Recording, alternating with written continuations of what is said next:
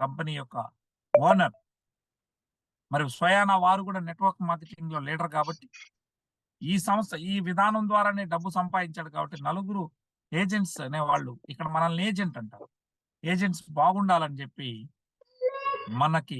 మన కోసం 4,57,20,000 రూపాయలని car fund, house fund, retirement fund గా ఏర్పాటు చేయడం జరిగింది. మరి దీన్ని మనం పొందాలి అంటే మనకు ఒక చిన్న కండిషన్ ఉంటుంది. మిగతా ఎక్కడా లేదు కండిషన్. చూడండి, మామూలుగా అన్ని కంపెనీలు ప్రతి ఆదాయానికి ఒక కండిషన్ చెప్తాయి. ఇక్కడ ఒక చిన్న కండిషన్ ఏంటంటే ఈ ఐడి ద్వారా మీరు ఒక 5 మంది పేషెంట్లకి, ఎంతమందికి 5 మెంబర్స్ కి ప్రొడక్ట్ ఇవ్వాలి. ఇస్తే దీనికి ఎలిజిబుల్ అవుతారు. మీకు కార్ ఫండ్, ట్రావెల్ ఫండ్, అదే విధంగా రిటైర్మెంట్ ఫండ్ ఇలా ఇస్తారు. ఇవ్వాలి అంటే మనం ఏం చేయాలా? మీరు డబ్బులు పెట్టుబడి పెట్టాల్సిన అవసరం లేదు. 5 మెంబర్స్ కి ఈ ప్రోడక్ట్ ని షేర్ చేయాలి. షేర్ చేయడం ద్వారా మీరు దీనికి ఎలిజిబుల్ అవుతారు. సో అయితే ఎట్లా ఇస్తారు డబ్బులు? మీ ఎడం పక్క ఎన్ని సేల్స్ ఉన్నాయి, మీ కుడి పక్క ఎన్ని సేల్స్ ఉన్నాయో చూస్తారు నెలలో.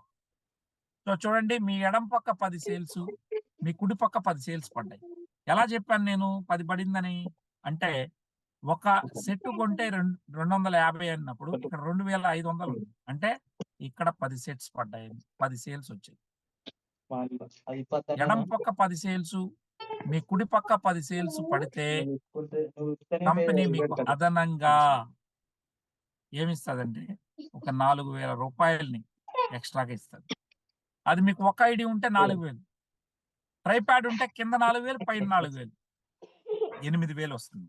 ఆ రకంగా నెలలో ఎన్ని ఉంటే అన్ని సేల్స్ ని లెక్కబెట్టి, అంటే 10 కట్ ఆఫ్ తీసుకుంటాడు. నెలలో ఎడం పక్క 10, కుడి పక్క 10 పడితే 4,000 ఒక ఐడికి అయితే, మీకు 3 ఐడీలు ఉంటే 8,000 వస్తుంది.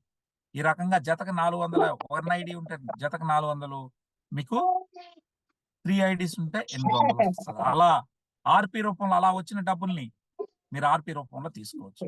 చూస్తా ఉన్నారు, నేను ఆర్పి రూపంలో 1 ఆర్పి అంటే 2,000. నేను చెప్పినట్టు ఇట్లా లెఫ్ట్ రైట్ ఎన్ని మ్యాచింగ్స్ అయితే అంత నెలకు ఒకసారి కట్టిస్తాడు 5వ తేదీ. అలా నాకు 15 ఆర్పి అంటే 30,000, అదేవిధంగా 25 ఆర్పి 50,000, 50 ఆర్పి అంటే ఎంత అండి? ఏకంగా 1,00,000 రూపాయలు. ఇలా నేను ఆర్పీల్ని 100 ఆర్పి తీసుకున్నాను ఇంటూ 2000 అంటే 2 లక్షలు. 350 ఆర్పి తీసుకున్నాను అంటే నాకు వచ్చే కమిషన్లు కాకుండా కంపెనీ ఫ్రీగా నజరానాల రూపంలో ఇచ్చింది. ఈ నజరానాల రూపంలో ఇచ్చింది 350 ఆర్పి అంటే 7 lakhs. ఇది ఇండోనేషియాలో తీసుకున్నా. ఇండోనేషియాలో జాకర్తా అనే పట్టణంలో నాకు ఫ్రీగా ఇచ్చినటువంటి చెక్ 350 ఆర్పి అంటే 7 lakhs. అదేవిధంగా కంపెనీ ఉచితంగా 25 లక్షల కార్ని నాకు ఇవ్వడం జరిగింది.